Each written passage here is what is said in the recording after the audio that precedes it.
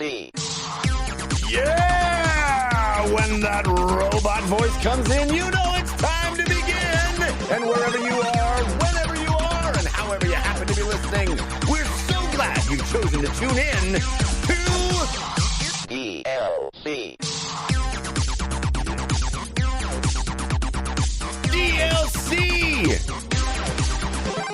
It's your downloadable commentary for the week, delivered the way we love it to be, and that is completely free. Thanks to our sponsors this week. No, not sponsors.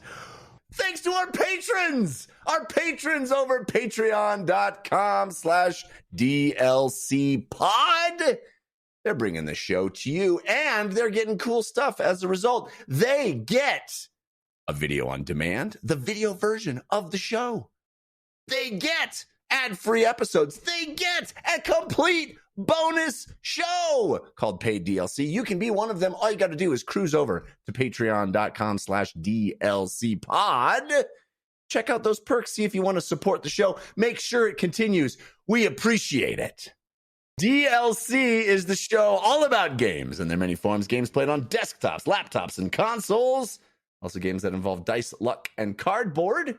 I'm your host, Jeff Canada, spelled with 2 N's and 1 T, and I am joined, as always, by my friend / co-host / nemesis, the guy who loves himself a Game 7, especially when both teams show up, Mr. Christian Spicer. Hello, Christian. I do love me a Game 7. That is true. Hello, Jeff. Hello, everyone. Do you see that? Did the Suns lose by nearly a 50 burger? Jeff, I've seen my eyes above water, and that's about it. And it's fine. Everybody has a week. We're doing good. I have not watched the basketball, unfortunately, but Twitter tells me the Phoenix Suns have set is one I saw. I thought was fun. A sunset pun. Yeah, they did not. They did not show up. I think they shot like 8 for 33 in the first half. Well, the good news is, despite our intro to this show, we have shown up, and the episode's only going to get better. We're putting up at least 120, 130 this episode, Jeff. We're here. Think? We're here. Oh yeah, I'm shooting 3 balls. You're talking all in episode. Minutes. Yeah, 120, 130. Yeah, I believe it. Well, we got lots to talk about. That's for sure. It has been a big week of news. We got games to discuss, and we have an awesome guest to do it with. You know, the DLC always stands for your downloadable Kanata and your downloadable Christian. But this week, I am so excited because once again, DLC stands for Dompier live on Chatterdays. Because you know him from Chatterdays on Windows Central and from his appearance on this show not too long ago. He's back. We're excited. Miles Dompier, thanks for being with us. Hey, Miles. What is going on, you fine gentlemen? Appreciate the invite again. Obviously, we were talking a little bit before the show. It has been a week. Especially for someone like me who's entrenched in the Xbox camp, focuses on the Windows side of things. There's been some developments worth diving into, so I appreciate the invite. Looking forward to diving into all of that mess, all of that chaos, and really appreciate you guys reaching out. Well, let's get right to it then and start the show the way we always do with Story of the Week. Jeff was right, and it really pisses Christian off that Jeff was right, and it really pisses Christian off that Jeff was right, and it... Cause he was right. Everything's delayed. Cause he was right. Everything's delayed. Cause he was right.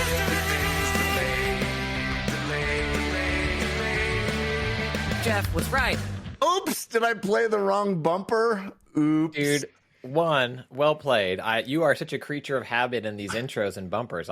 You got me flat-footed. 2, I gotta roll the tape because I'm pretty sure you're on tape. Yes, everything's delayed was your a prediction you made a year ago. Yeah, but I'm fairly certain on this year's show you were like, "Nah, it's coming out." I think you're on tape being like, "No, Starfield's gonna hit." So I don't think you get that. That's what is so beautiful about the crazy grandiose prediction that I made a year ago is that no one remembers anything else I've said.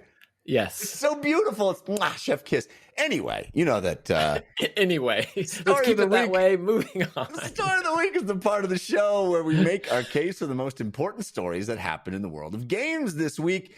And you can always submit stories for our consideration by sending us an email to dlcfeedback@gmail.com. That's where you send comments or questions, your own reviews, whatever you'd like us to know.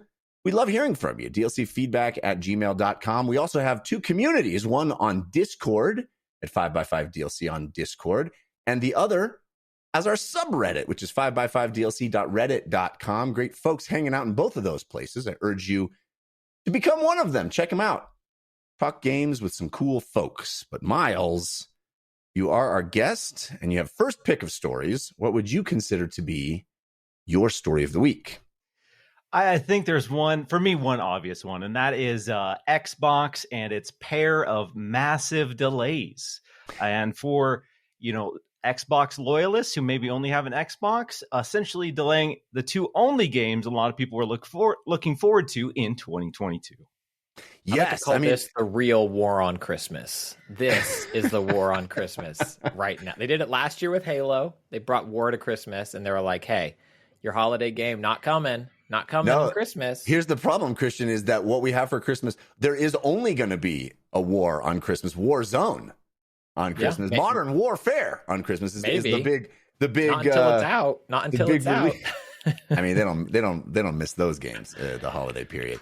But yes, of course, Starfield, the much anticipated Bethesda game, we got announced in a tweet this week.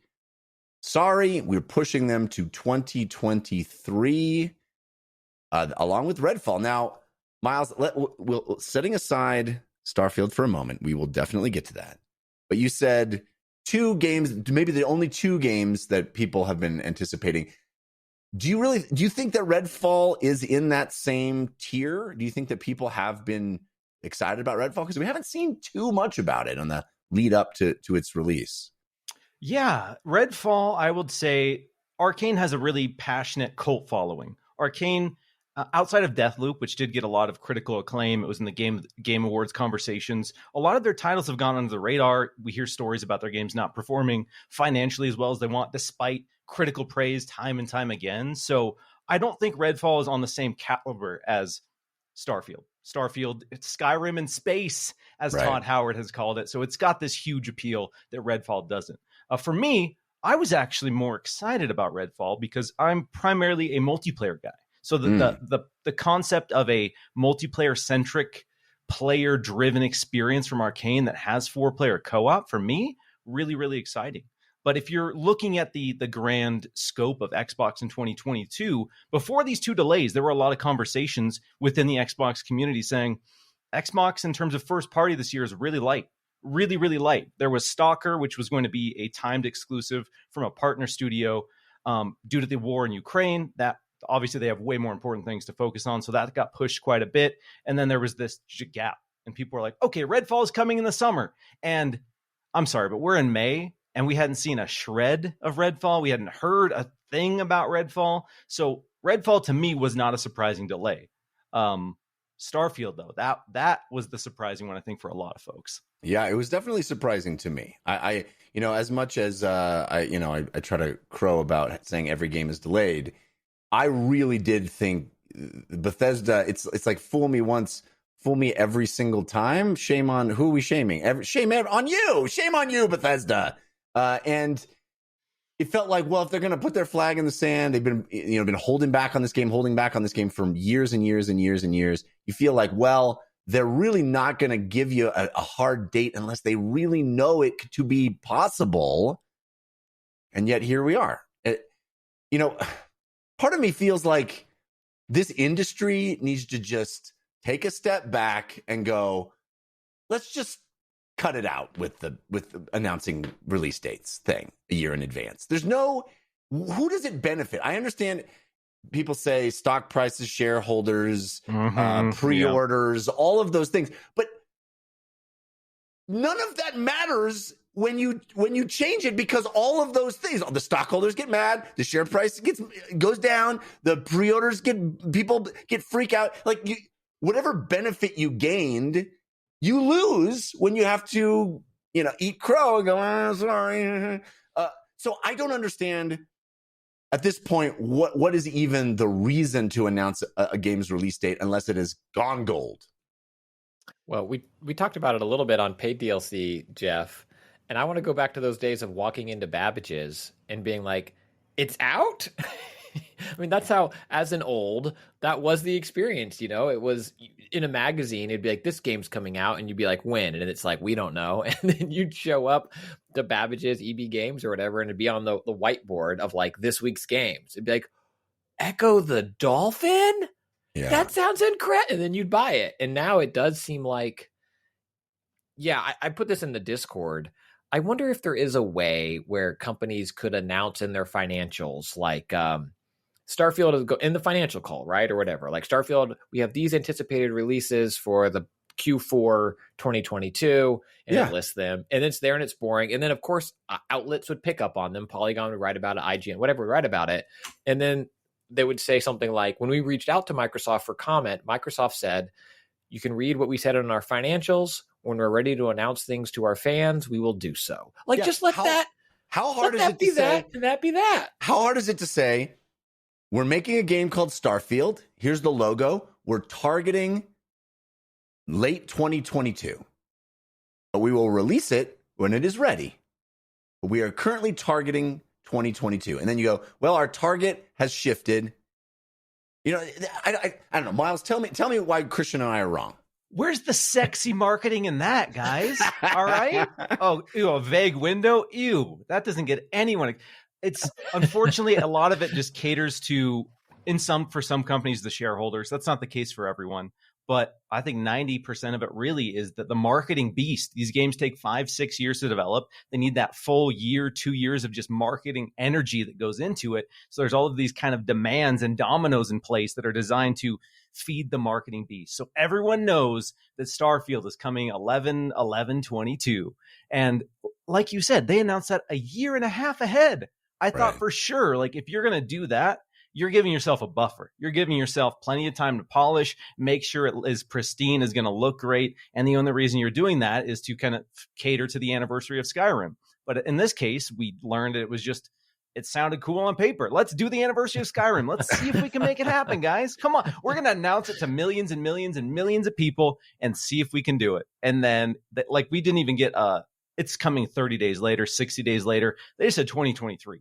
So we saw pictures a couple weeks ago with Phil Spencer, Todd Howard, all the Xbox and Bethesda team, like, smiling together, like, yeah, we're at Bethesda Studios. And then a week later, they're like, oh yeah, by the way, we saw it and it's going to need some more time. Yeah. I don't know what the reality is there, but clearly these teams feel they need more time. And I'm someone who doesn't really mind, but I agree that there's all this frustration that comes with that when you promise something and then time and time and time again, you say, just kidding. Actually, no. It would be a softer blow, like you said, if they just gave us a vague window for when they're targeting it. And then, 6 weeks out, imagine how hyped that would be if they were just like, boom, here's a new trailer for Starfield. Boom, here's the release date for Starfield. Month and a half, you can play it. Imagine they did it for Fallout. Yeah, they've done it. They've been there and they've done it. Fallout 4.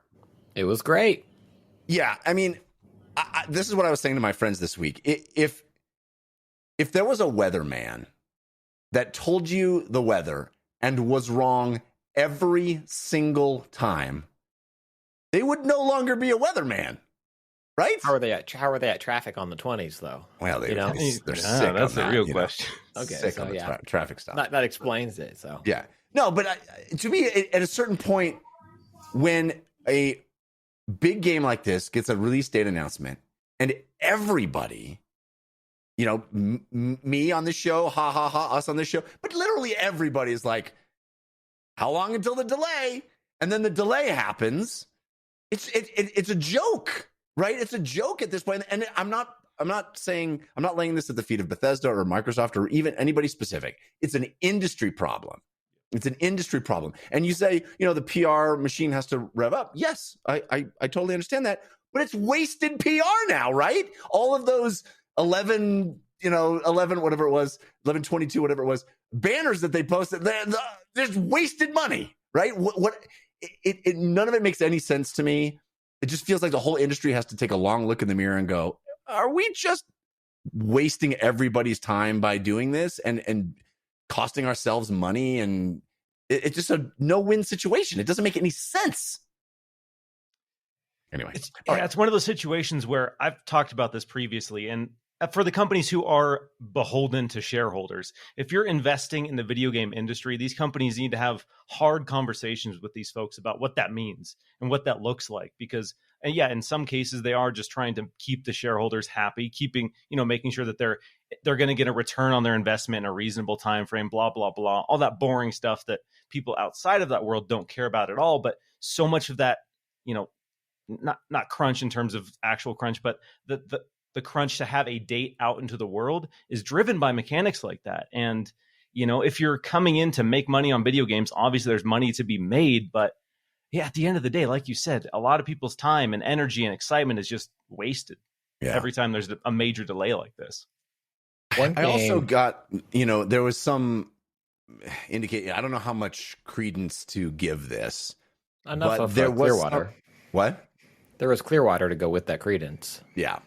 Yes. Well, there's a revival of both of them. I'm old. We both are. I don't know how much stock to put into this, but there was some Reddit post, supposedly a leak, somebody with insider information before the announcement ever happened, saying that Starfield wasn't looking good, that QA testers were having lots of problems with it, that it really looked aged, that it's the engine did not look sharp, that there was a lot of problems. And then, like a week after that hit Reddit, there was the delay announcement. Miles, have you heard any whiffs of that? Do you put any stock into that? What do you make of that? Yeah, if I remember correctly, Jason Schreier of Bloomberg put out an article basically saying that he had talked to people anonymously within Bethesda, and people were throwing the term "the next Cyberpunk" was the quote that was kind of blowing up online. And yeah, if you are a major video game publisher, you do not want your massive video game to ever be associated with Cyberpunk. That was such an astronomical disaster in the AAA space. All of the goodwill that CD Projekt Red built up with The Witcher and its free DLC and that kind of saga was destroyed. All of the energy and excitement for Cyberpunk, the game, was destroyed. It had a huge spike the first month, and the sales drop off was something we had never seen of a game of that caliber. So that's scary. If people are throwing that around and that leaks, and then we have to look at the reality of Xbox, this huge entity, and Microsoft, this huge entity, the promise and the reason we're supposed to be excited about them acquiring these studios and acquiring these teams is they are telling us that means the quality of their games will be better. These teams will be able to make the best games they've ever made. And then if Starfield comes out and it's just a buggy mess, that is such a bad look for Xbox's messaging over the last few years. And that's such a kind of slap into the face of the people who did buy into this idea that, okay, maybe these teams will have not only a better work environments, but will be able to put out better quality games. So yes, I haven't talked to anyone personally, but I do believe there is some credence to that, especially if people like Jason Schreier are officially putting their names on reports associated with those comments. It is interesting. Evidently, we will be seeing a big reveal on that June 12th Xbox conference. That the promise alongside this delay announcement was, hey, you're going to see a big chunk of gameplay soon. So I can't imagine it won't be that big conference that we will see lots of Starfield and maybe Redfall as well. So we will get a chance to at least see it in action. I think that'll be very telling. But Christian, do you think this is something to be genuinely worried about as far as the quality of this game? Do you think it could be the next Cyberpunk? Because if you had asked me before Cyberpunk came out, I would have said CD Projekt Red, no chance. Yes, I think it could be the way I think any game could be. What's Dave's sign off on Filmcast? Hey, they made a movie. Like, at the end of the day, it's amazing that they made a movie. Yeah. Yes, and not ironic, right? And making a game is making a movie, except you have to build the camera, create the actors, like all the stuff that goes into movie making, plus all the stuff that goes into game making. So yeah, I think whatever, the next Last of Us, if they make one, could be the next Cyberpunk. I think any game could be the next Cyberpunk until it's not. Bethesda, I think before Cyberpunk, it was the last Fallout 76. Right. Bethesda's had their Bethesda own. made it. Yeah. They've had their own janky games before, and they get better. Fallout 76 has certainly gotten better. I think what's interesting about this delay announcement is, one, it was a tweet in the way they bundled both of them together, which I think is interesting, which I think, if it was just Redfall, I think people maybe wouldn't be, it's like it attached Redfall to Starfield in a very interesting way. Like, they're both getting this delay. They're kind of riding together. I also think this pandemic is not over. And while working from home is viable and works well, there are still, and I think companies can continue doing that. A lot of studios have transitioned to full-time work from home, and I think that's fantastic.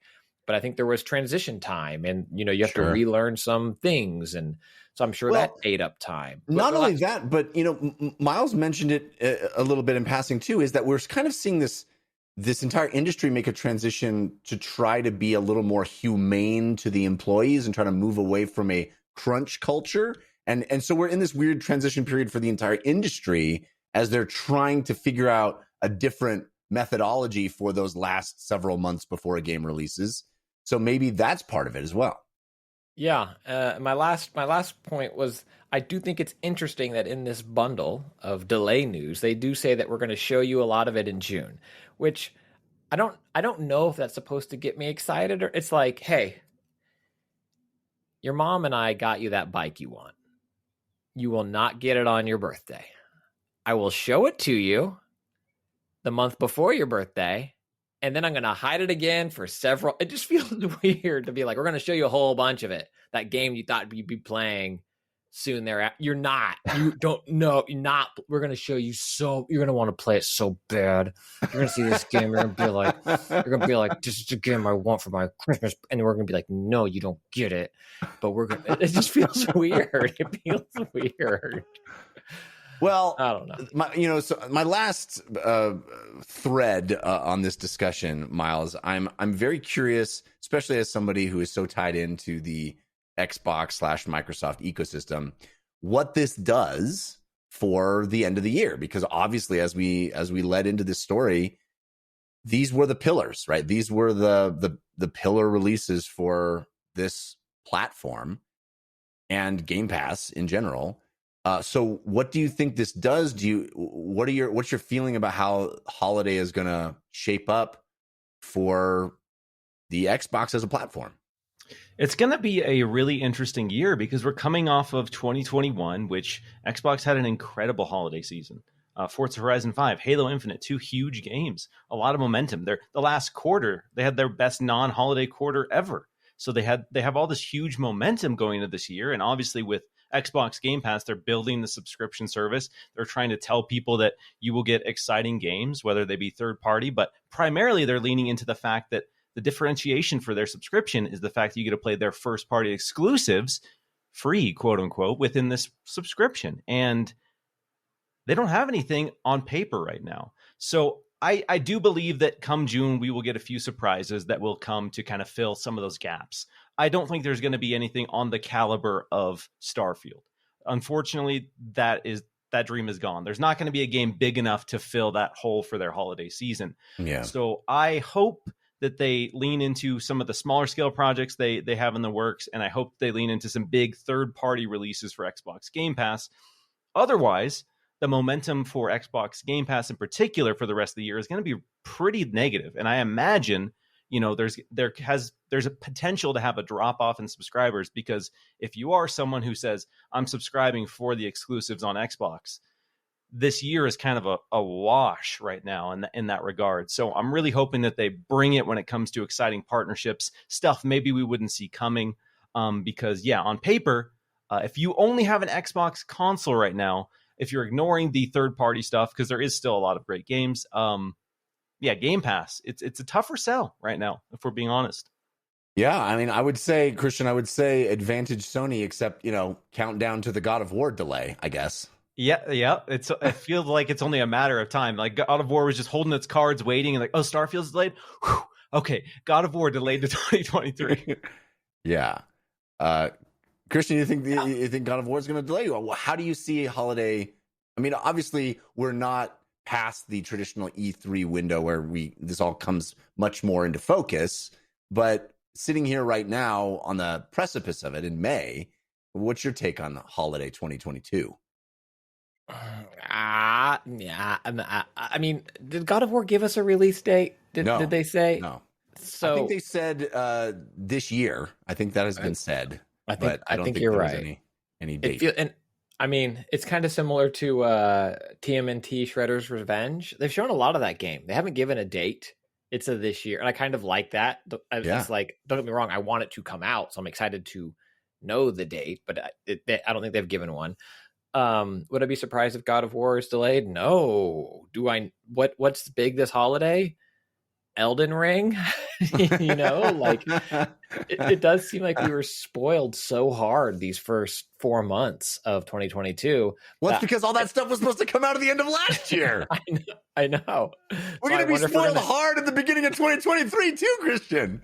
Yeah, I'm curious if we do kind of, limp into the holiday, but we just got, you know what we got to do? We got to move Christmas and Hanukkah and we're going to move all of our gift giving season to March.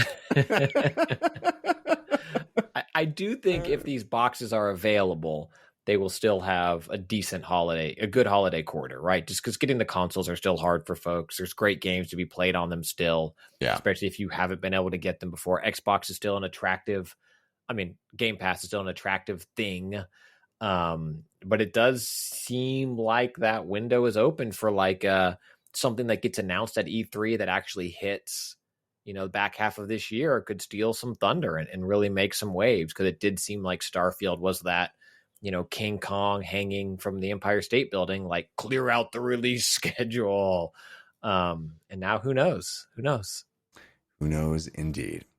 Well, it's going to be interesting. I think it really makes the Xbox presentation in June more exciting and interesting, and it makes all the stuff we're going to find out in that artist formerly known as E3 period, the Summer Games Fest, I guess we have to call it.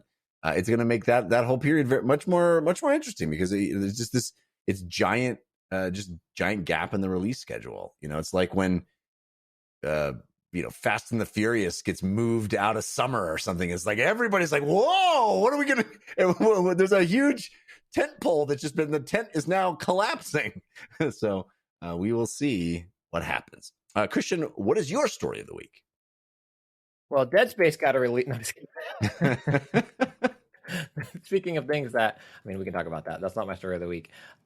We got 13 minutes of gameplay footage of Gotham Knights. And speaking of delays, we also got news that it is no longer coming to last-gen consoles. Xbox One and PlayStation 4 was previously announced as that cross-gen release. This game also has played release date shuffle, where there was a time where this and Suicide Squad were both in the same year. There was a time where Gotham Knights was last year, I think, in like a very winky, like, yeah, right. And Suicide Squad was October of this year, again with a winky, like, you wrote that in dry erase marker, I hope, right? Because there's no, it's not. And it wasn't. And now Arkham Knights has taken that October release date. And this was the first time they showed an in-depth chunk of gameplay again for it, after a kind of I think it was a year ago, maybe. They had Batgirl and some gameplay. I don't know if either of you watched it. I'll stop there and I'll just say I have some thoughts. Did either of you take in these 13 minutes of gameplay? Miles? I did dive into it. I'm a big multiplayer guy. So when I heard that this was going to have co-op in some capacity, that piqued my interest. I loved Arkham Asylum, loved Arkham City.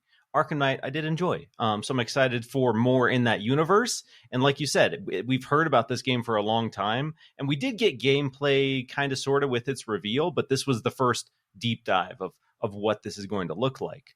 So I'm curious to hear your thoughts. I've seen a lot of passionate takes, because obviously it's DC. So people have their expectations.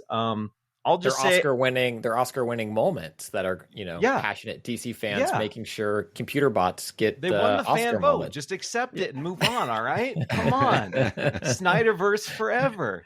I wasn't blown away. I'll just say that. Like, it didn't look bad by any means, but after that kind of deep 13 minutes, I'm not rushing out to get it day one unless they show me something else that kind of looks a little bit better. I watched it as well. Interestingly, that alongside these 13 minutes was the announcement that it is not coming out for the previous generation of consoles.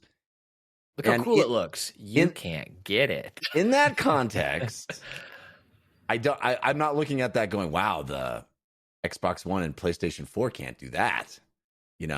That's not the feeling I got. Was like, wow, obviously it can't come out on old gen because way better than Horizon Forbidden West. This is right. I think it's interesting to do a Batman game with no Batman. I think that's bold already, and it definitely has a lot more kind of RPG-ness to it, which I'm into. I like that about in games in general. I'm into those systems. And I think that's a cool layer to add onto the Arkham template, and really feels like it's different. It's not just a skin for the Arkham games. But I know you have some much stronger feelings, Christian. I love these games. I liked Arkham Origins a lot, which is the WB Montreal game, who is the team behind this, Gotham Knights. It launched rough. I think for folks, there was an elevator glitch that would prevent you from progressing. But I really liked that game. I thought it had a good narrative. I liked the way they leaned into detective mode a little bit more. This 13-minute trailer, yes, Jeff, to you, it does not scream next gen only, or current gen only. To me, it screams Arkham Knight. Like what I played 6 years ago, and then just odd. I love comic books. I'm okay with changes. You can, cast any sex or any race character to play any. It's not like the defining character traits of Wolverine. He's white. That's it. That is the defining character trait of. It's like no. He has claws that come out of his hands. He has a healing factor sometimes. Like that's it. I don't, all that stuff. Change it. Change origin stories. Gives Peter web shooters in his skin. All that stuff. I'm open to that stuff.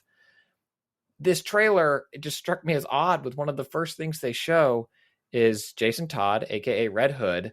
They're showing these characters traversing around the open world, and you see Nightwing use, I think they call it like an air trapeze, which like I get, but also like weird. And then Jason Todd comes and they're like, and he uses his soul power to jump, and he's just double jumping through sky. He doesn't have that power in the comics. Again, you can change things that's fine. It just felt weird as like the second thing we show you is like, and Jason Todd, here's that move where he jumps on nothing you guys like. It's like, that's the hide that, put that in game somehow. Like, let me discuss. Feels weird. Feels very weird. Red Hood, he's got guns. He's a weird character to kind of do in a video game. They've had him in DLC before, and they're showing him, and one of his like guns and his perky things are armor-piercing, non-lethal bullets. What do they pierce through the armor and then tickle you? Like, what do they do? Yeah, they pierce armor, Christian, not skin. Not skin. They're armor-piercing bullets, not skin-piercing bullets. Not skin-piercing.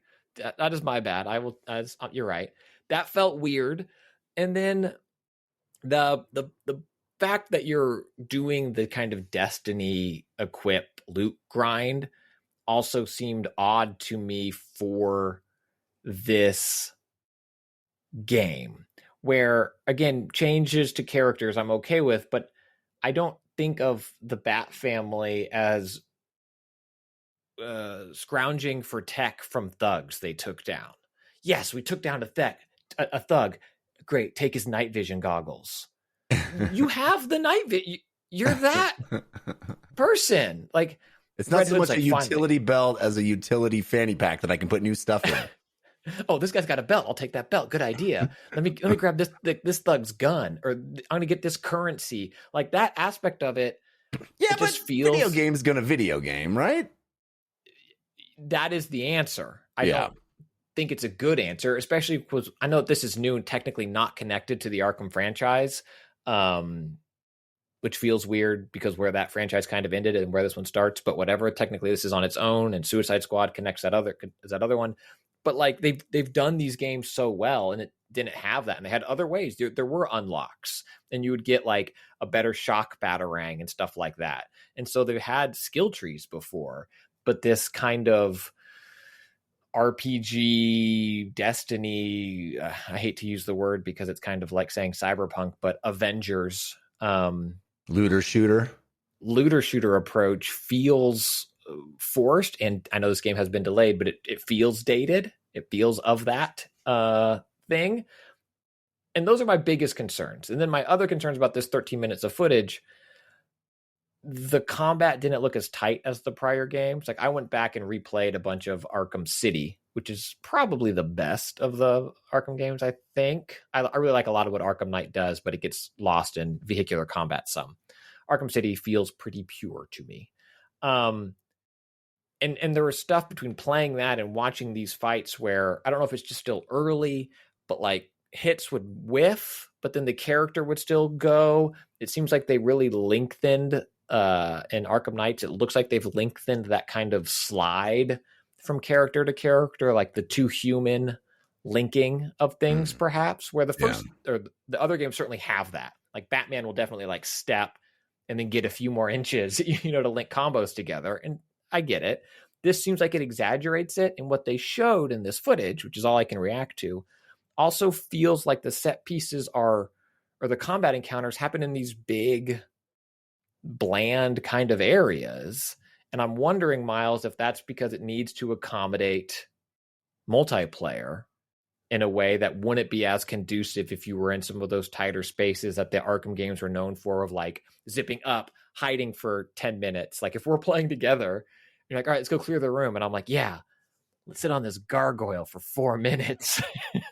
It's also weird that they have a superhero game that features 4 distinct superheroes, and the multiplayer is only 2 player. So it's like this weird half step. Like they didn't want to commit to a single player only thing, but they didn't want to commit to full multiplayer, but they still have the loot system. So you have this Destiny-like loot system within a 2-player game. And, I like RPG elements. I like the progression that comes with that. I like seeing the bigger numbers get bigger, the lizard brain stuff that's associated with that. But what I can't stand with a lot of these games, like Division or even Cyberpunk, is I'm getting a hoodie. I'm getting a red hoodie.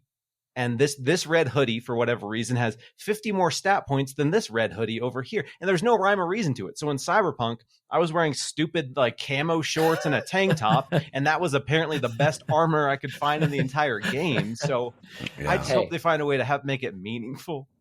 I have a good friend who wears camo shorts every day. And you take that disrespect out of your mouth, Miles. No disrespect. Camo shorts, all right? No disrespect. A boomerang at his knees, they're not going to do anything, Christian. We both know that's true. Yeah. Well, yeah. And again, I'm reacting to the 13 minutes. I still am very excited to play the game, but I think like Miles, I'm not necessarily, $300 statue pre-order. Yeah, that was my big question, because I think this was one of your most anticipated games of the year, right? Yeah, well, the good news is it won't hit this year, so I can put it. They're still saying October. I hope it's good. I hope the loot stuff works out. I hope they've released some of the costumes in the Ultimate Edition, or one of the editions too, and they don't look great. Yeah. We'll see, Jeff. We'll see. Yeah, I mean, now that Suicide Squad's out of the way, it doesn't have to worry about getting in the way of that. By the way, we're going to be playing Suicide Squad and Starfield all in March, and like 2 others. Let's play this game. When is, let's give Starfield a month. I feel like that's what it's going to be, March, April. I don't think it's going to, I mean, maybe it's going to be a whole year away. I doubt it. It didn't feel like a year delay to me. It felt like a thing that happened to Horizon and happens to everything, where it's supposed to come out in November. Now it's coming out in April or March, in February or March. I think that's what it's going to be. I think I think Redfall will be the March-ish one, and I think as much as Xbox fans don't want to hear this, I think Starfield will be later. Wow, you think it's like a fall 2023? Xbox wants that big get hype holiday game, and if Hellblade isn't going to be that next year, which that was the one I was kind of expecting to be their big like holiday 2023 release, if that isn't it, then I don't. It's hard to say that Starfield will get pushed all the way to next fall, but I could see it getting pushed past the first quarter for sure. Wow. Yeah, I don't think Fable is next fall. I think that's another big franchise they've talked about. A Gears of War. Maybe a Gears. I don't think Perfect Dark is next fall. We haven't heard anything about a Gears, so maybe they have a Gears surprise. I've heard about a Gears Master Chief collection from people where I can say that I've heard about it. No confirmed. Now that we know that Master Chief gets funky, maybe he's in the Gears franchise too. Let's get weird with it. That's where I'm at. Yeah, I think I'm with Miles. I think Redfall still is first, and I don't think Redfall is January 10. And so Starfield, I think, is either summer, and it's like don't go on vacation, we have your summer plans kind of moment, something, or it's going to be that holiday game. Wow, a year. Well, I mean, like they're pulling a Halo, basically. Like, the fact that we didn't get flag any down window at all, that's where I'm like, I don't know. They don't know. Maybe. I mean, go back to my earlier comments. I kind of like that we didn't give you a new date. Like, just tell us when you're actually putting it out. Like, hey, The good news is it's done. That's what I want. That's the next thing I want to hear is it's done. Here's when it's coming out. But that would be wild. I mean, that's what Halo did. That's what Cyberpunk did, and it still didn't work. So I don't know. What's your story, Jeff? My story is, I mean, obviously that Starfield story is the biggest story of the week. It's an earth-shattering one, or a year-shattering one, I should say. But I love it when we get a Nintendo Switch indie showcase, and we got one this week. They used to be called the Nindies, and I love me a portmanteau. So I don't know why we've stopped calling them the Nindies, but now it is officially called the Nintendo Switch Indie Showcase, as bland and on the nose as that is. But I don't even know what that's talking about anymore. Like, what are they? Is this where they finally show me the new Mario game? Like, what gets shown at this showcase? Well, it turns out a lot of really cool stuff was shown at this showcase. I don't know if you guys got to see all the stuff that was announced, but I love indie games. I love Silksong, Hollow Knight, Silksong. Was that there? No Hollow Knights. But there was a lot of expansion. Was there? No. Again, no.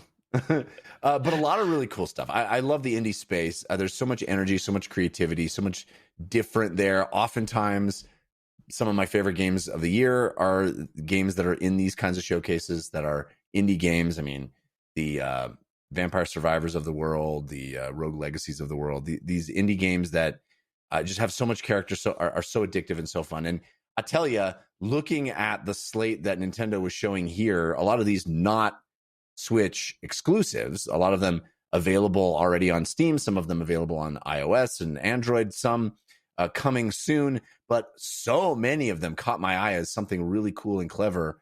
I would love to hear what you guys saw if you checked out this showcase, if there are any games that stood out to you. But I'll point out a couple of the ones that caught my eye. I love a card battling game, and a Wild Frost looks pretty cool. There's a game called Soundfall, which looks like it is a mix between a rhythm game and like a dungeon looter shooter, which is like, yes, do that. And it looks to be really cool. It has kind of an anime cutscene look, and visually it is really striking. That's called Soundfall. This game, Batora Lost Heaven, or Batara Lost Haven, which looks cool. It looks like a twin stick kind of hack and slasher. Awesome. And then, some things that always stand out in these showcases because they're so different. There's a game called Wayward Strand, which is like, the trailer is a little girl going in to see her grandma. It's the whole trailer. And I'm like, yes, that is the spirit of indie games. Literally going in to see her sick grandma. Evidently, this is a narrative adventure set in the 1970s in rural Australia. So, another one of those games. And you'll be playing out the stories of over a dozen characters. I love that video games can be that as well. So lots of really cool stuff in the Nintendo showcase. Miles, are there any games that caught your eye?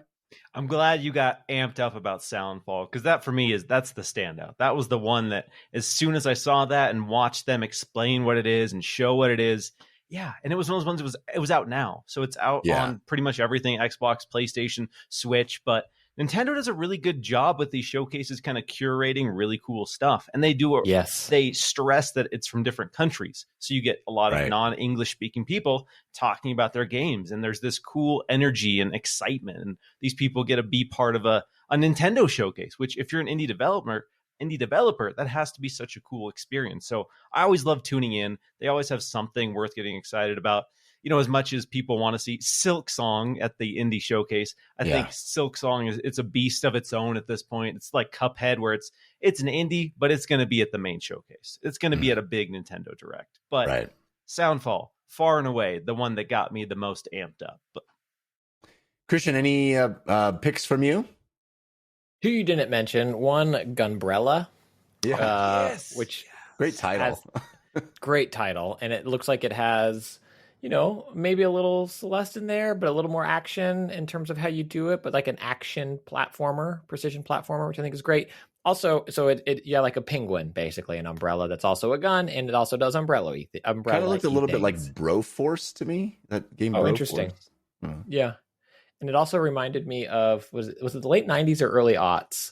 Maybe it was mid '90s, where like P Diddy's man guy was like super into umbrellas, like his chauffeur. He like luxury umbrellas. Man guy.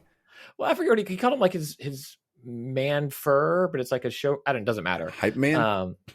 Yeah, but he was like always very well dressed, and he sold like luxury umbrellas. That became like that was his thing, Anyway. Yeah. And then Electro Head. Yeah. What's it called? Elect Head. Where is it? I can look it up. Yeah, but it just looked like Elec Head. Yeah, it looked like such a classic throwback to like I would be playing that all weekend on my Super Nintendo, like a puzzle platformer, 2D platformer kind of thing with a really cool look and aesthetic. And I think between that and Gunbrella, like both of those speak to games I love. It's a 2D platformer. You play as a character named Elec, and he can detach and throw his head to trigger things remotely. Hence, Elec Head. There you go. It says use your head, both literally and figuratively.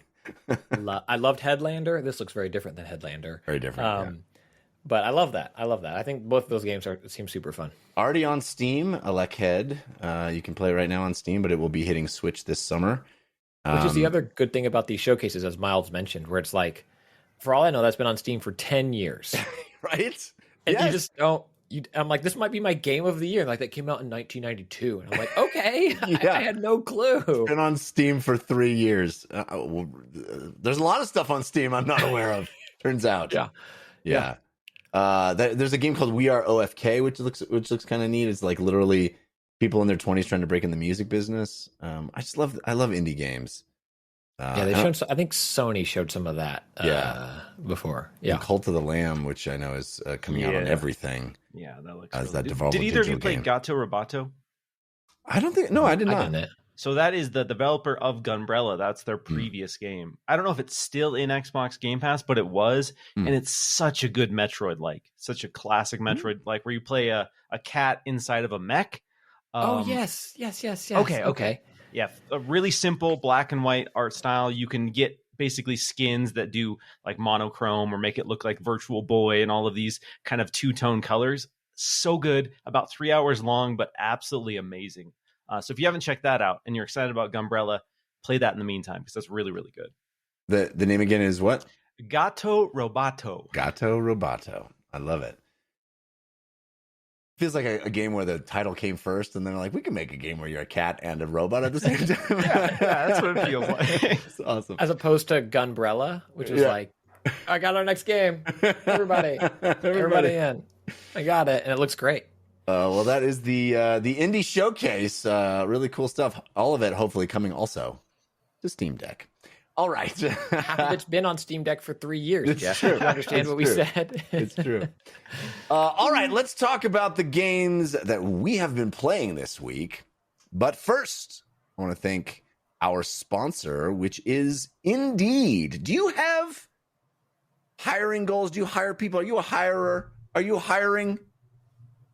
Well, that's good because you don't have to wait for the right candidates to find you. Now you can find them first with Indeed. If you're hiring, you need Indeed because Indeed is the hiring partner where you can attract, interview, and hire all in one place. And Indeed is the only job site where you're guaranteed to find quality applications that meet your must-have requirements, or else you don't pay.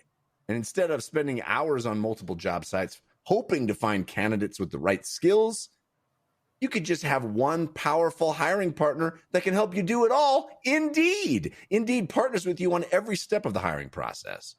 Find great talent through time-saving tools like Indeed's Instant Match, assessments, and virtual interviews. With Instant Match, as soon as you sponsor a post, you get a short list of quality candidates with resumes on Indeed that match your job description. And you can invite them to apply right away. Plus, you only pay for quality applications that meet your must-have requirements. Indeed makes it easy to hire great talent. According to ComScore, Indeed is the #1 job site worldwide. And Indeed delivers 4 times more hires than all other job sites combined, according to Talent Nest. Join more than 3 million businesses worldwide that use Indeed to hire great talent fast. Start hiring right now with $75 of sponsored job credit to upgrade your job post at Indeed.com/DLC. The offer, again, is Indeed.com/DLC. Go to Indeed.com/DLC to claim your $75 credit at Indeed.com/DLC. Terms and conditions apply. Need to hire? You need Indeed. All right, let's talk about the games we've been playing in a segment we call The Playlist. Ooh, what you playing this week? Tell us. Ooh, what you playing this week? Tell us on the playlist. Among the numerous reasons I'm glad you're here, Miles, is because you have been playing a game that has been getting a ton of positive buzz, at least among my friends and the folks that I follow on Twitter. And that's the Evil Dead game. Do you have as positive a report on this one as some of the folks that I've been reading?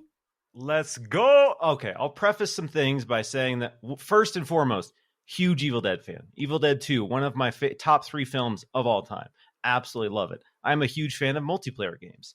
When I saw homie Jeff Keighley reveal an asymmetrical 5-player Evil Dead game a few years ago, I couldn't believe it was even a real thing. I couldn't believe that it existed at all. And then I remember looking at the trailer and saying, this is not what the game is going to look like. This looks way too good. The animations look polished. The graphics look incredible. And I'm like, it's not going to look like this. But I wanted to be excited. Did some previews over the course of the last few months, kind of got my hands on it. And on launch day, I think I played for 10 hours. Wow. I put 10 hours in a day.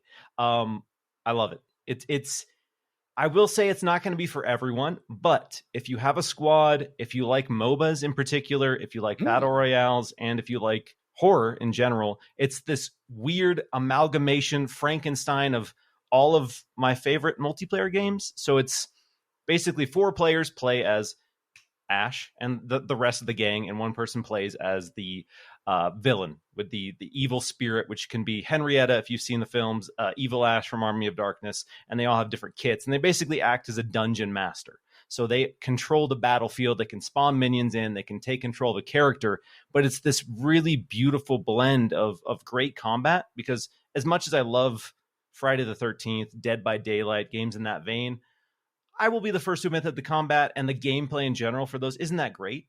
Like the Dead by Daylight, love it. So many great licenses, but the generator mechanic, it's not a great gameplay mechanic. It's a quick time event. It's not that good. Evil Dead has amazing moment-to-moment gameplay. So it's not like Dead by Daylight where the world, the characters, the environment is great, but everything else you put up with, they learn some lessons from those other games, and everything about it is it's not like the best game ever made, but it is way better than it has any right to be. And even as a huge Evil Dead fan, I was not expecting this game to really hit on the level that it does. So, I've sold a lot of people on it. I have a lot of friends who are skeptical and said, I don't know, who are playing it and actively playing it every single day. So, highly, highly recommend it if you have a group of friends and want something really cool and unique in the multiplayer space. I'm so curious that you referenced MOBAs as something that it's like, because obviously it's a third person action game in sort of structure. Tell me why you reference MOBAs as being something like, hey, if you like MOBAs, you'll dig this. Okay, yeah, the MOBA one that is one that I don't see a lot of people talk about, but when you look at the fundamentals, there are distinct character classes. So you have your roles in a match. There's support, there's warrior, which is like a melee attacker. There's a leader, which provides buffs. And then there's a hunter, which is like your ranged attacker. They have ultimate abilities. Each character has different stats. And then within a match, while you're looting to get better weapons, kind of like Fortnite style, there's a rarity system where your orange gun, for example, will be the best version of that gun. You also pick up Pink F, which is an upgrade point, and you can upgrade your stats within a match. So if you're focusing on melee, for example, you can focus more points into melee, and you can kind of look at what the demon is and how the demon is playing and upgrade your stats to counter that. So if you've played stuff like Smite or League of Legends, you'll be familiar with that kind of that dance, that back and forth where you can't play the same every single time. You have to play to your team, and you have to play to what the demon's doing. So every single match has that variety. So that's where the MOBA elements kind of come in. That's really cool. That's one of my favorite things about MOBAs is that feeling of being in an accelerated RPG where you're just leveling up and you're reacting in real time like that. That's very cool. So a couple of other questions. First of all, these asymmetrical games, sometimes the downside is that one of the two sides of the game, the two factions, is much more fun than the other. Did you experience that? Is it more fun playing the Ash and sort of good guys side or the demon side? Is there one that's much different, better? What's your take? I would say so far this probably is my favorite in terms of I actually enjoy playing the demon as much as I do enjoy playing the humans, because the human gameplay feels great, but the demon gameplay is also really incredible because, especially if you're a fan of the source material, you got that dramatic first-person camera. So when you're moving around the map, you're blowing through trees, you're blowing through fences. So you have this sense of just power, and you make a noise. So when you are the demon near somebody, you don't see an entity, but you hear it, and you feel their presence around you.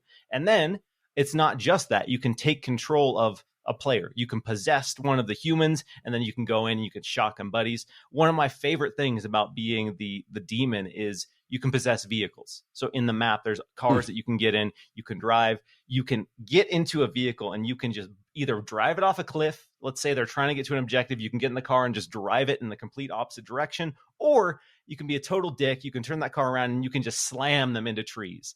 So there's a lot of really cool mechanics. You can possess the trees. You can set traps. So it's this cool blend of passive gameplay and active gameplay when you're the demon. And then when you're the survivors, it's just all action, moment-to-moment gameplay. And there's this really satisfying loop of progressing, collecting loop, leveling up, and then having these kind of choke points where you have the big showdown.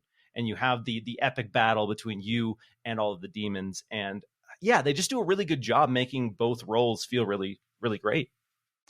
That sounds great, man. That sounds awesome. The other potential downfall with an Evil Dead license feels like, everybody wants to be Bruce Campbell, right?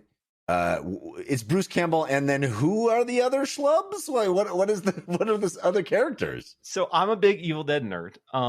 So there are 13 characters in it right now. There are 4 Ashes. There are 4 variants of Ash, one for each class. And the way they do it is they have Ash from Evil Dead 1. They have Ash from Evil Dead 2. They have Ash from Army of Darkness. And they have Ash from Ash versus Evil Dead. So if you want to be Ash every single time, you can be Ash every single time. They also have, if you've seen Army of Darkness, they have Henry the Red, they have King Arthur. So these really outlandish characters. And then again, for nerds like myself, a lot of the original cast from Evil Dead 1, 2, and the TV show, which not enough people watch. Really, really love the TV show, but Pablo and Kelly from the TV show are in that. And I didn't get any confirmation, but I sat down with the team to kind of poke and prod about what the season 1 pass is going to include in terms of new content. And there will be more characters from Evil Dead 1, 2, 3, Ash versus Evil Dead, and hopefully the Evil Dead remake, which is another fantastic film. And I'm excited to see them kind of branch into that. And then there's also Rise of the Evil Dead, the upcoming movie, which I imagine with their kind of games as a service component, they'll lean into that as well. And Doctor Strange and Scarlet Witch also. Yeah, let's go. Sam Raimi joint. Let's get Doctor Strange. Yeah. Well, Christian, are you I'm surprised at the overwhelming positivity I've been hearing from everybody who's played this. Are you tempted by Evil Dead the game? Had this been any other week, Jeff, yeah, I would have been playing Evil Dead the game. I am tempted. I have my Necronomicon edition, my unauthorized director's cut edition, my theatrical release. Like, yeah, I have a signed version somewhere from Bruce and Sam. I am into this franchise. I think the thing that the questions that I'd had about it were, one, the loop to keep me coming back. Like, I feel like the Friday the 13th. Yeah, Friday the 13th. I had tons of fun with that the first weekend or maybe 2 weekends, and then it kind of it had a Knockout City was the next game. Like, Knockout City, very different game, but it like consumed me for a little while, and then it fell off. And I'm curious the legs of this game now that I've missed opening week. Will it keep going? But I like the fact that they seem to have a good relationship with the IP, unlike the legal mess that is Jason. Yeah. So I could see myself coming to this game, and I could also see this game becoming pretty cheap when one of these expansions come out, like a summer sale. It seems ripe for that if they're able to hit on these future content packs. Evil Dead the game again, the early part of 2022, having all these unexpected great experiences. I mean, it just seems like even when we think, hey, we're in a lull, these games come out, it's like everybody's talking about how great they are. It's been abundance of riches in 2022, and even though we're losing the games at the end of the year, it's probably, it's not a shortage of great stuff to play. Very cool. Christian, what's on your playlist? So what I have been playing is a lot of my Steam Deck, which is still currently probably my favorite system that I've owned. I mean, recency for sure. But I love it. Whatever it's been now, a week and a half, 2 weeks. I absolutely love it. And Jeff, or Miles, Jeff and I talk about on this show that point in games where convenience trumps fidelity. And we've gotten to that point, a universal we, the royal we. I think as a society, we've gotten to that point, most of us, with TV and movies, where Netflix is good enough. I'm curious how many Netflix subscribers pay for the 4K tier. I do. When they have a 4K. That's one. Thank you. When they have a 4K TV, I'm curious how many folks have 4K TVs and don't either know or think it's too expensive and don't even pay for the 4K tier.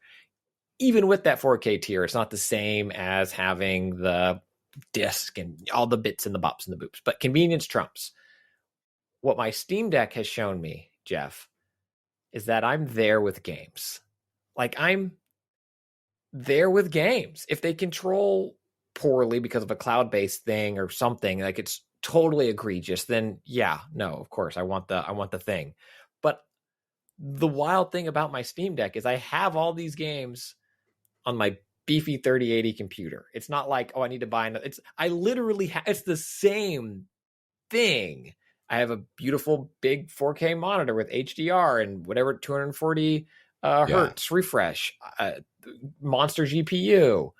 But that computer is not compatible with bed.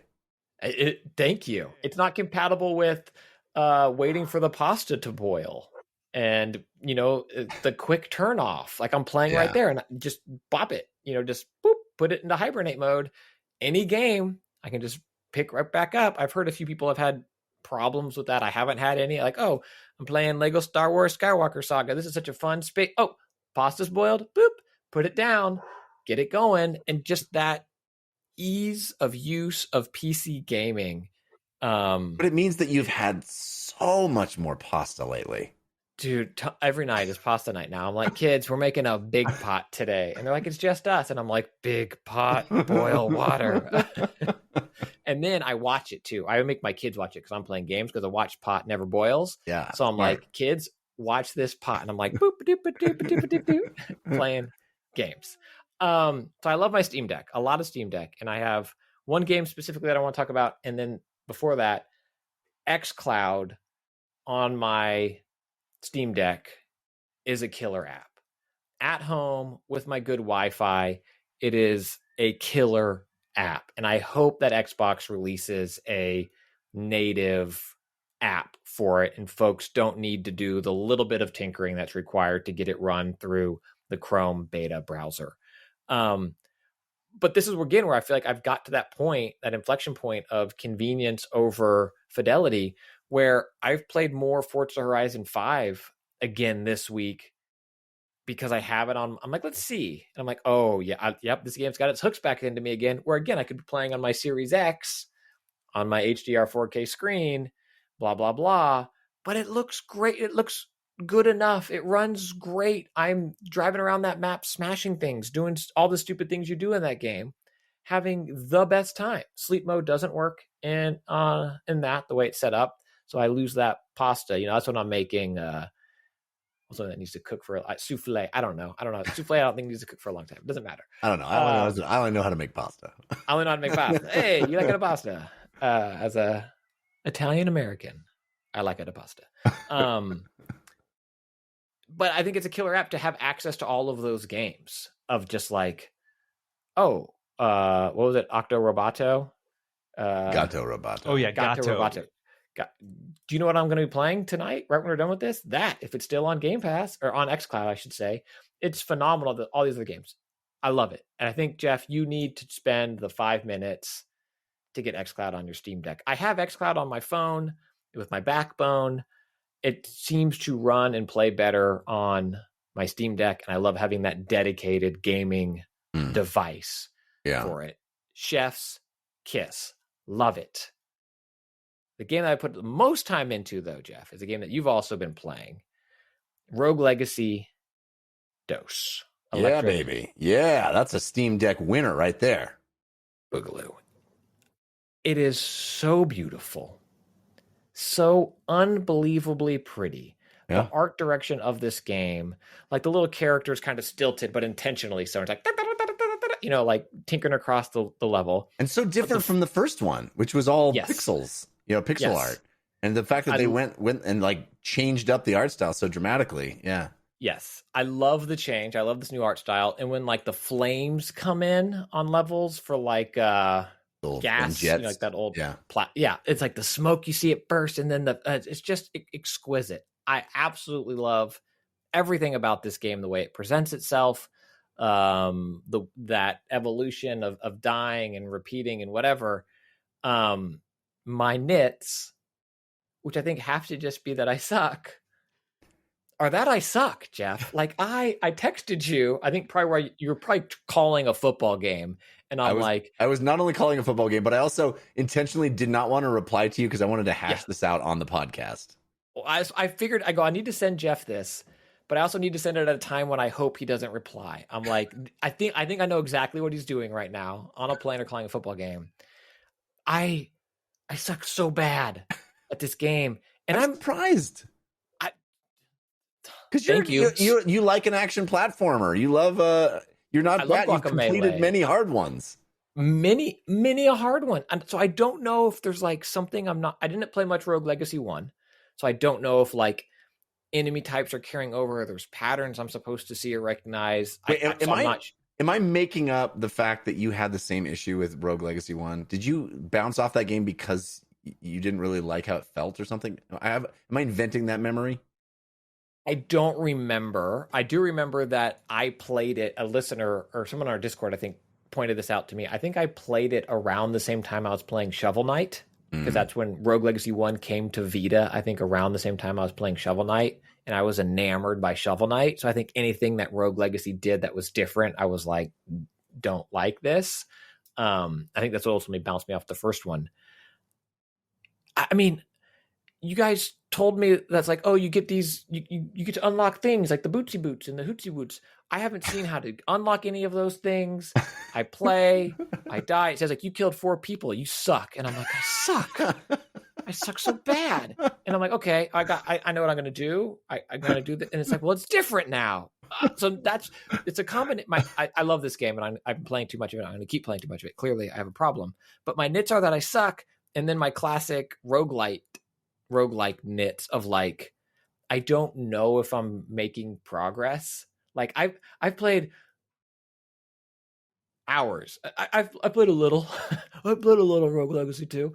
And I can't look up like how long to beat and like, okay, Miles, yeah, I'm close. I don't think of it. Clue. Don't think of it that way. Think of it like you're playing Dead Cells or something, where the progress you're making is you're getting gold, and you're gonna spend that gold on unlocking stuff, and eventually unlock new classes. And there's all the classes play very, very different than the other classes, and and I think I have my fortress built, and then the game's like, hey, idiot, you haven't built any of your fortress. And I'm like, I haven't built any of my fortress yet. This game's huge, Jeff.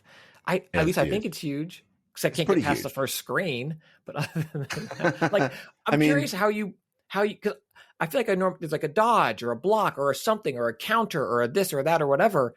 And I feel like I get into screens where I'm just like, I don't know what I'm supposed to do. And then I will shut up because I've been rambling.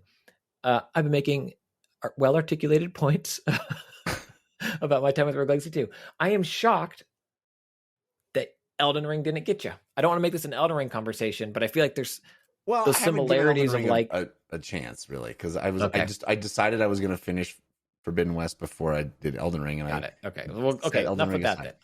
I will be giving Elden Ring a bit. I'm going to be the guy who, in November. Yeah, in October, I'm going to be like, have you guys heard of this Elden Ring? I just started playing this. And everyone will be like, yes, because there's no other new games coming out. Here's the thing, Christian, that I'm most surprised about.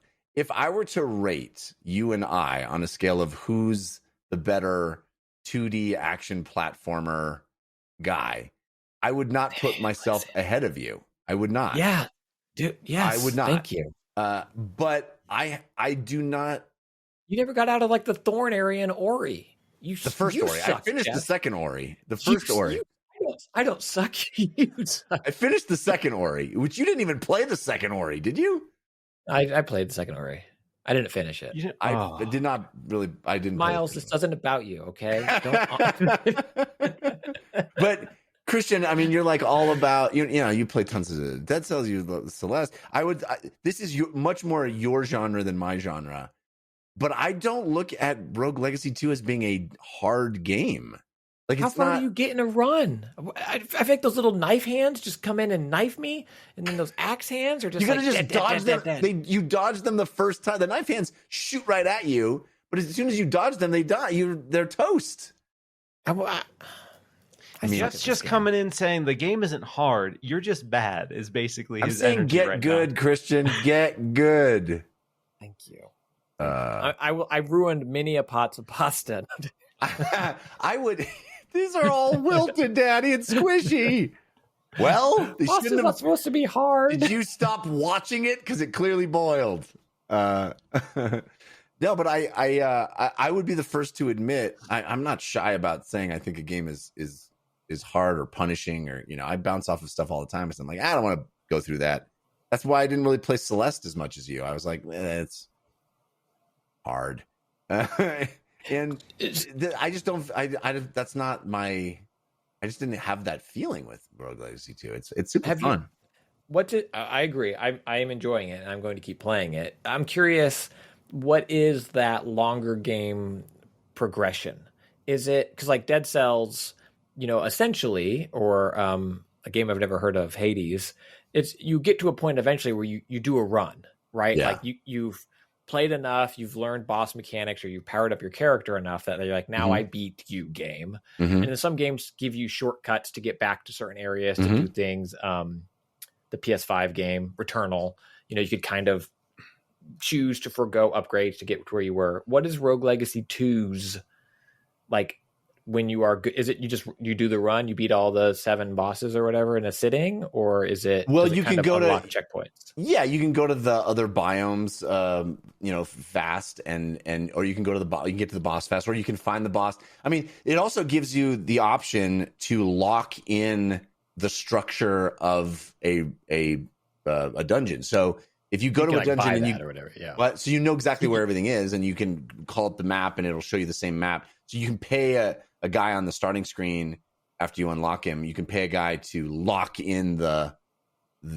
structure of the thing. So you're like, okay, well, I know exactly where everything is. I can go right to it.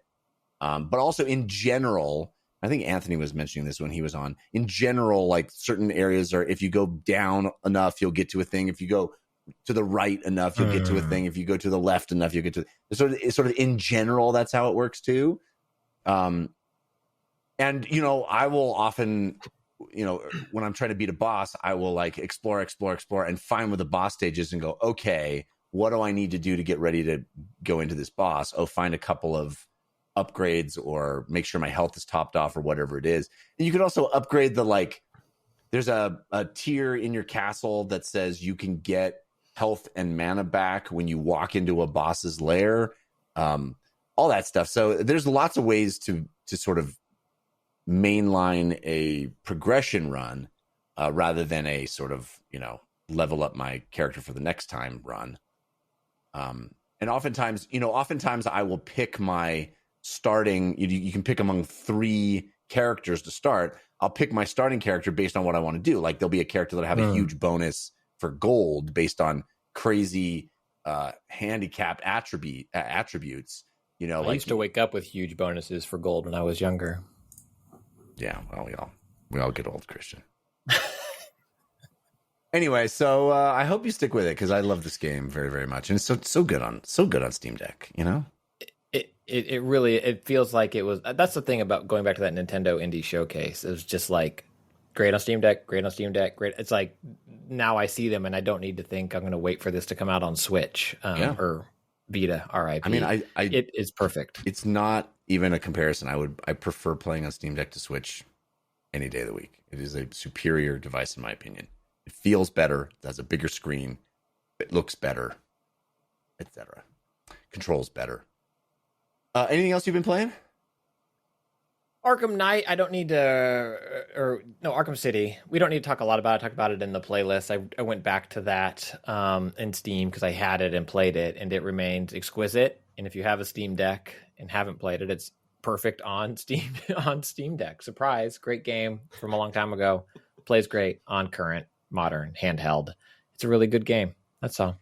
Yeah. Well, I want to tell you about my new obsession. It's a game that I did not see coming. I started playing it. And I was like, oh, this seems like a pleasant little distraction. And then like I woke up and it was like 4 hours later and I was, I'm still playing this.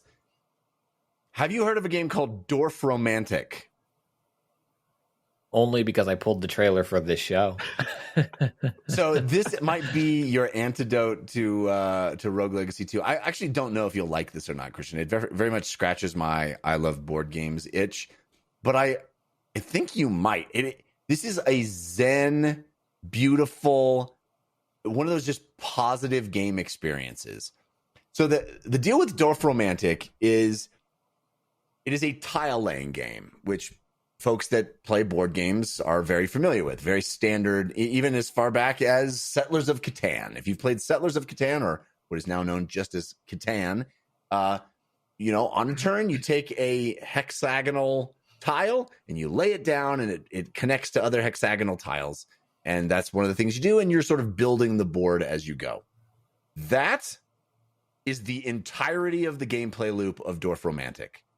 All you do is you have a stack of tiles in the bottom right-hand corner of the screen. One comes up, you place it on the board. What the tiles are parts of a little civilization, or I guess even broader than that, a biome, a landscape. They might have rivers on them. They might have forest. They might have plains. They might have little houses. They might have more sophisticated things. They might have a windmill, or you unlock more things. They might have train tracks, but a little world, little tiny world that you're putting together hexagon by hexagon with these tiles.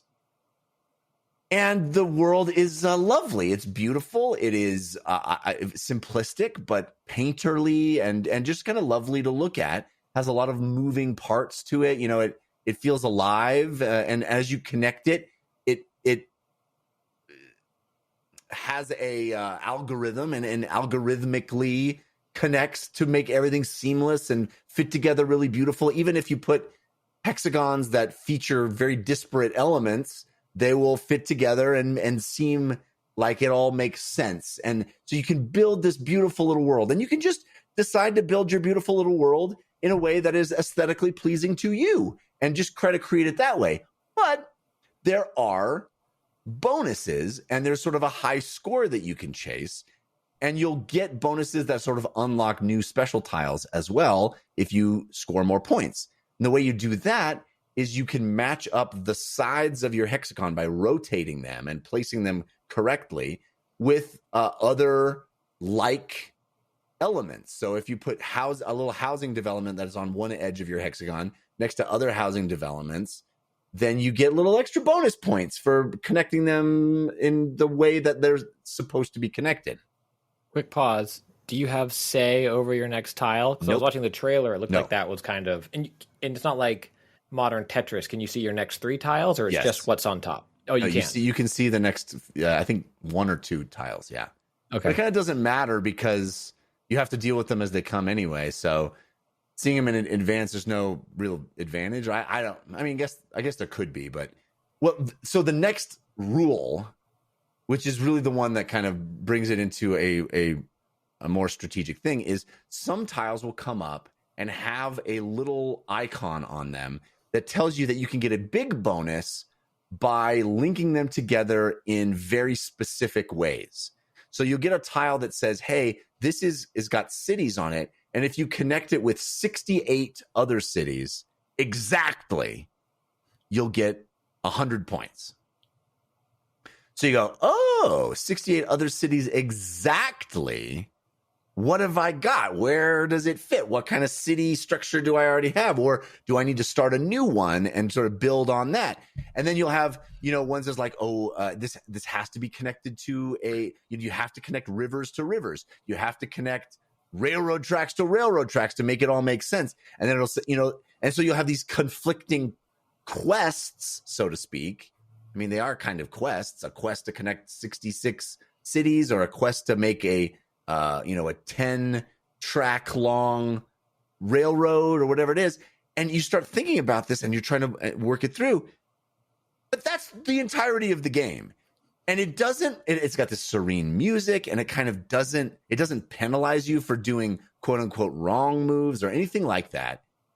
It's just, how much do you want to try to shoot for a high score, or how much do you want to just put down some tiles and make something beautiful? And I bought this game. I think it's $20. Plays great on Switch, on the Steam Deck, by the way.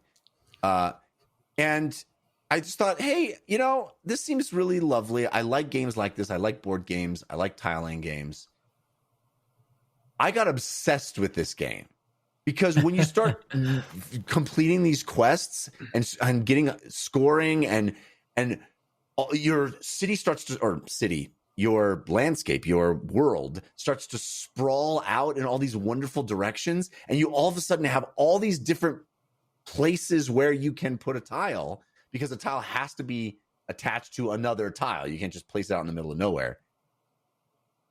The decision making becomes really interesting and fun, and I'm like, and the thing you're making is just beautiful and cool, and it sort of starts manifesting these little animations. Like it'll have a little train going along your train tracks, and you'll have little boats in your harbor, and you have little animals that show up inside the forest and stuff, and you're creating this little diorama world and shooting for high scores. And there's like, when you if you put a tile down that all the sides of the hexagon match perfectly, it's a perfect placement, and it'll like go boom, and it's very pleasant and very very nice when you put that. And so I just, like, the hours melted away, and it was this incredibly positive experience. And I love this game. I love this game. It's called Dorfromantik.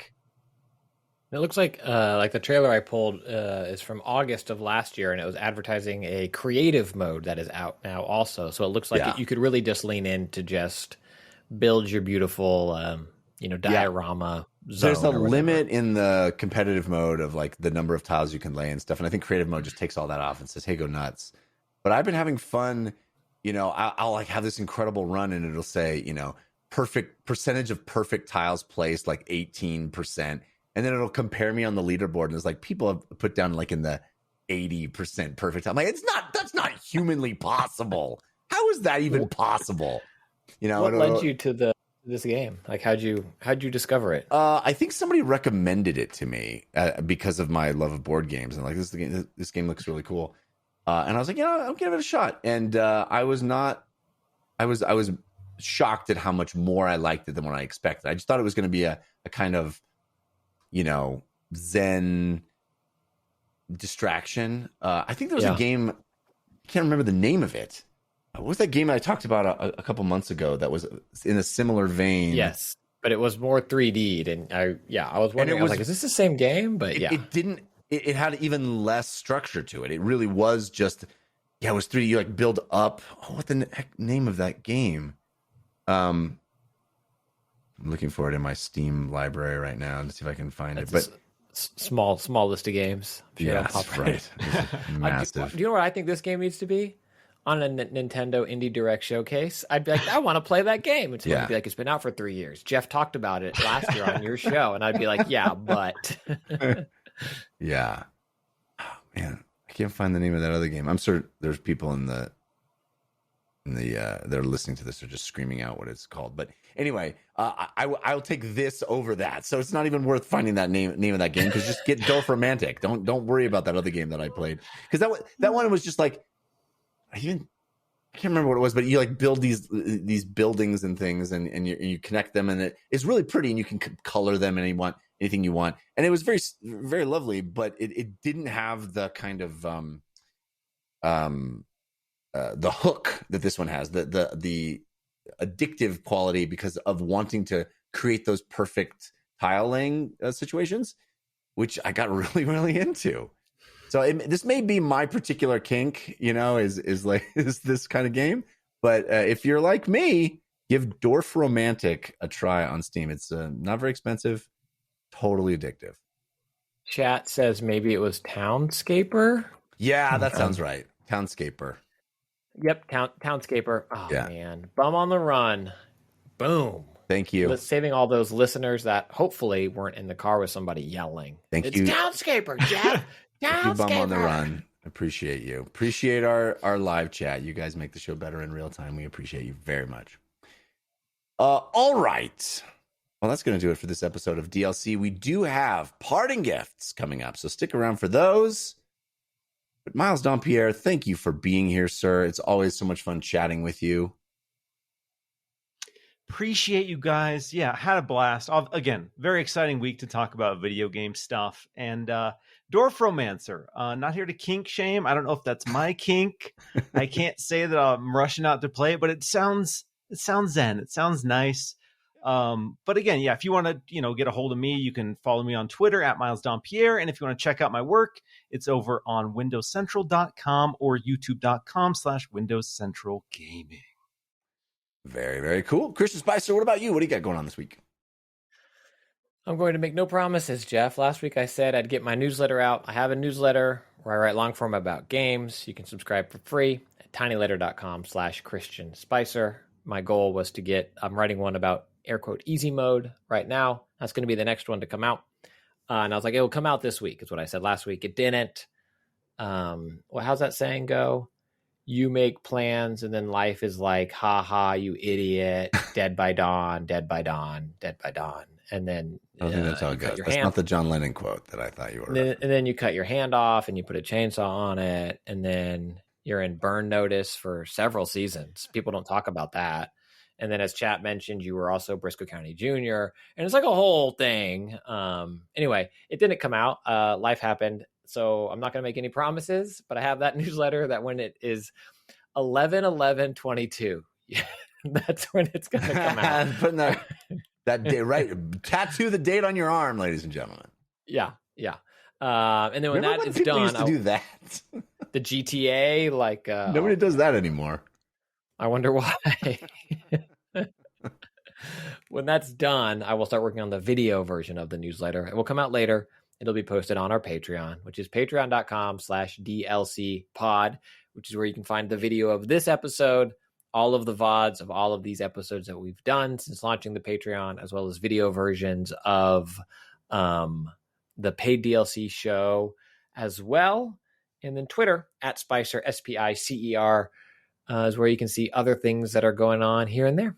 That's about it. You got to watch the VOD version because Christian doesn't edit it. And all of the mess ups that I edit out are still present. So this I'll be honest, Jeff, quite a lot of them at the beginning. It took me a few years. In a moment you might edit out of the RSS feed. It took me a few years to notice that you edited them, because I would always go back and listen to the first part of the show. I'd be like, yeah, this episode sounds good, right? I'd do that quality, oh, episode sounds good, and then I'd move on because I was on the show. I'm not going to listen to it again.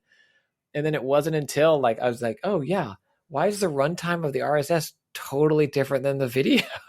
I do work, baby. I make this go a little bit better. Video, live to tape, people like it. People like it. They want to see me fail. No, if you want to see that, watch me play Rogue Legacy 2. Maybe I'll stream. Can I stream from my Steam Deck? As for me, you can always email us here, dlcfeedback@gmail.com. We love hearing from you. But if you want to see me or hear me do other things, there are lots of other things that I do, including, as Christian mentioned, I'm a sportscaster. I don't know how that happened, but it happened. I am broadcasting elite athletes playing football on a network called Fan Control, not network, on a league called Fan Controlled Football, which is basically Madden in real life. You know how in Madden you pick plays and then they run them? Well, imagine that, but with real human beings that are incredible athletes, including Terrell Owens, who's in the league, and a whole host of really incredible people you may have heard of, people you should have heard of. It's a blast, and I'm in the booth alongside an elite athlete, Devin Gardner, who you probably heard of if you are a fan of Michigan football, and he was a Pittsburgh Steeler and a Patriot. And it's great fun, and I'm doing it every weekend. You can watch on Twitch, twitch.tv/FCF. I host the fan-controlled show Friday nights, and then in broadcasting games Saturday mornings at 1 p.m. Eastern time. And this last week, I got to host the halftime show as well, which was a blast. It was a completely wild experience and super fun. We had Dwight Howard come through, and that was pretty amazing. So check it out, twitch.tv/FCF. I also do a movie and TV show review program called Filmcast. You can find that wherever you get podcasts.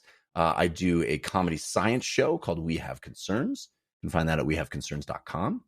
And there's something else I do. What else do I do? I do something else. I feel like I do something else. You have a great run of a long-form Dungeons & Dragons show that has come to a conclusion over 3 years, over hundreds of hours. 400 hours. Content that people can find online, as a YouTube, as a podcast, called The Dungeon Run. Check it out. And it was really good until Jeff totally dropped the ending. I'm just kidding. Talk about putting a bow on it, my friend. Putting a bow on it. Thank you. That's nice of you, Christian. I appreciate that. All right, let's wrap the show up now with our parting gifts. Hey, give us a suggestion of what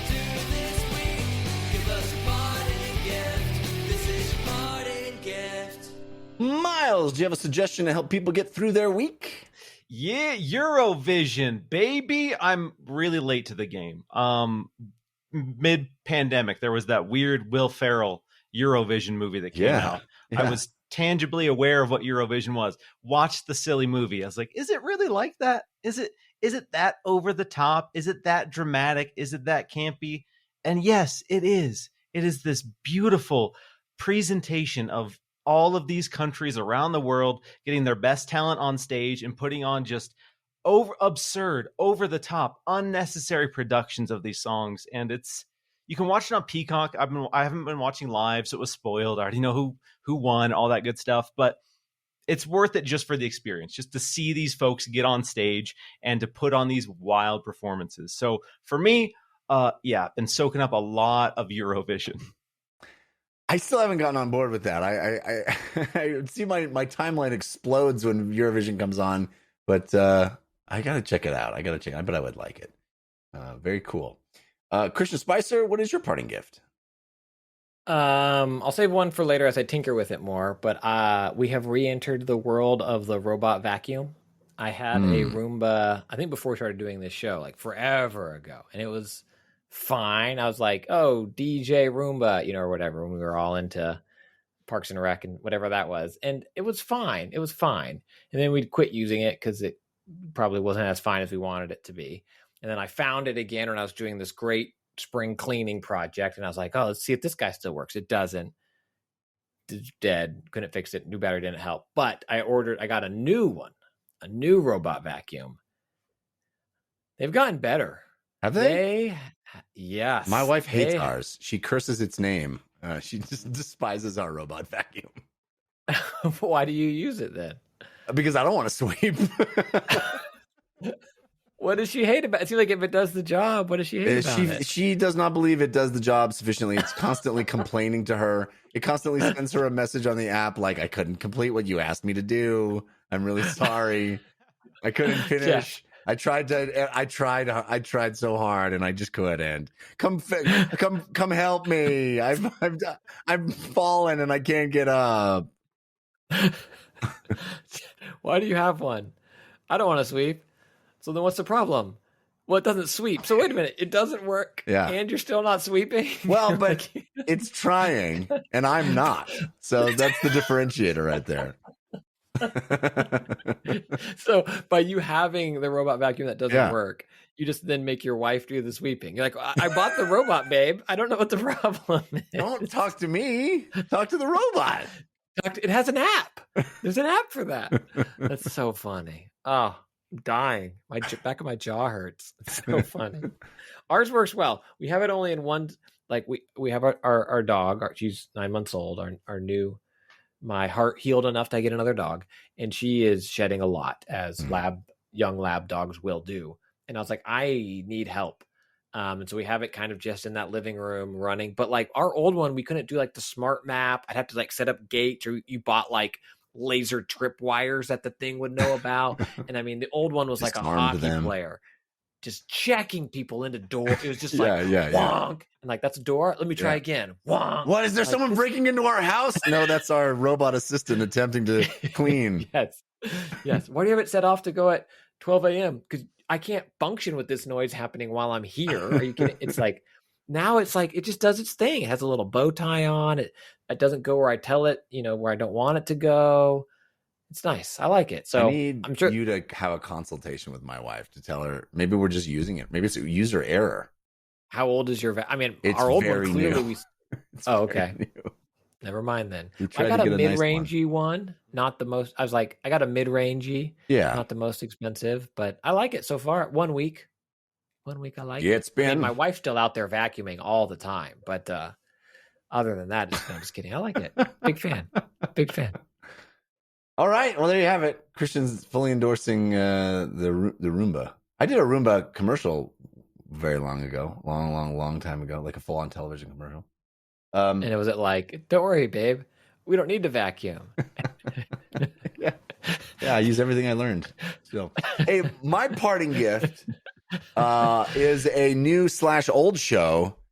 What's old is new again on the Amazon Prime streaming. The Kids in the Hall are back. And if you're an old like me and you remember the early 90s as being a great time for comedy, as I do, a formative time for me for comedy, part of that formation was watching Kids in the Hall. And I got to tell you, even though they are all old fogies, they still got it.